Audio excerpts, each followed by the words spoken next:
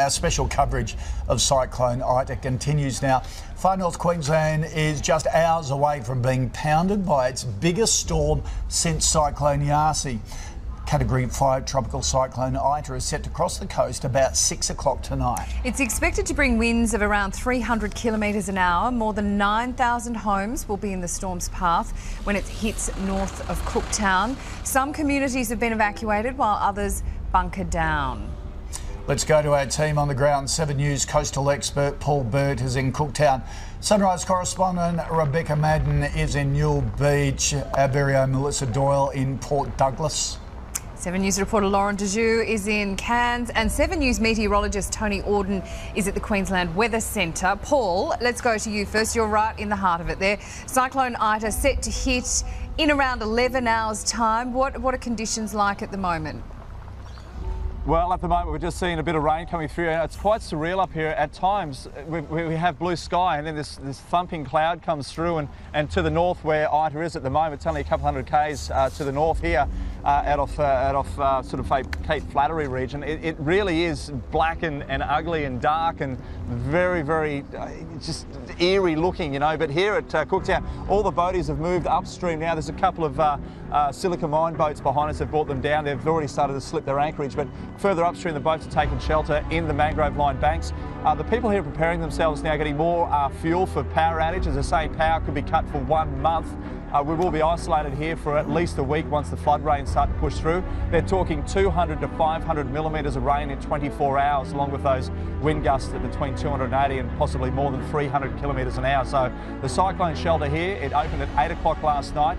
Lots of people taking refuge there already, and there's a lot of people from the Gulf region further north of us made the trek down yesterday to take shelter here and also further south in Cairns. So, you know, they've adhered to the warnings that the Premier put through, but at the moment it's just a waiting game for what's going to happen in the next 11 hours. Back to you. Yep. Beck at Cape Tribulation resorts were evacuated yesterday. Yeah, they certainly were. We went for a drive up there late yesterday evening, and a few of the places weren't accepting. We were actually trying to stay up there, but a few of the places, well, most of the places weren't accepting people coming in to stay overnight because of the conditions. However, we did go to one backpackers, and there was quite a crowd there. Not of backpackers. All tourists have been evacuated from Cape Tribulation. But there were all of the managers there and all of the staff and the locals, obviously, just having a drink, I suppose. The calm before the storm. But they seem pretty relaxed about things. They said they're going over the road to shelter when the cyclone does hit. They don't really have anywhere to go, so they are actually staying put. They've made that decision. They are prepared, but I don't know how well prepared you can be for a cyclone if it hits, and if you're right in the eye of that storm and enduring 300-kilometre winds. I'm not quite sure the buildings up there will stand the strength of those winds. OK, Mel, Port Douglas is of course a popular holiday destination, school holiday time, nearly Easter. How are locals and tourists preparing there? Yes, Sam, you can imagine that there's a lot of people here. It's been a really interesting reaction. So we've seen a lot of locals come down this morning. So just behind my camera, I reckon there's a group of about 30 people. Some of them are out walking their dogs. They've all come down to look. As you can see, it's quite a beautiful morning. It was pouring with rain when I spoke to you about an hour ago, but now the sun is out.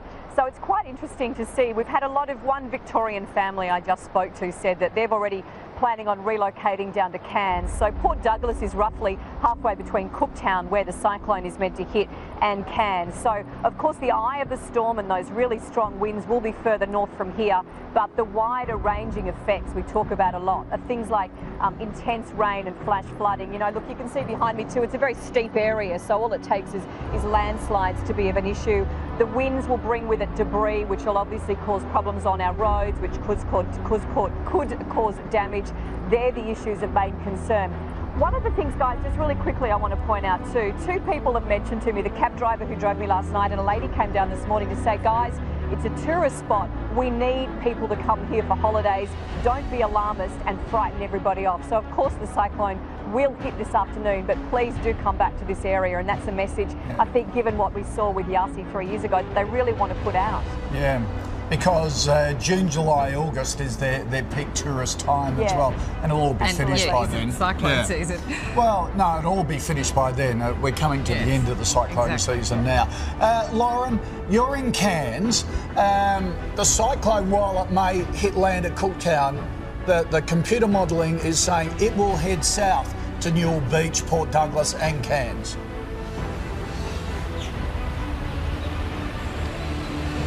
Some models do suggest that, Koshi, and obviously locals here are really hoping that that doesn't happen. This is the most populated part of the far north coast, and if that was to happen, there would be quite a few homes, quite a few residents affected by the cyclone.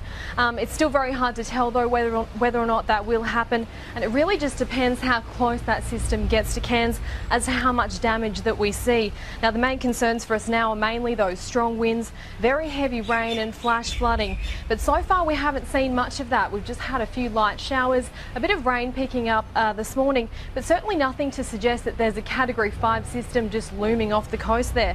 Now residents in low-lying areas have been told to prepare their homes, get ready, just make sure that you have a backup plan just in case you do need to evacuate.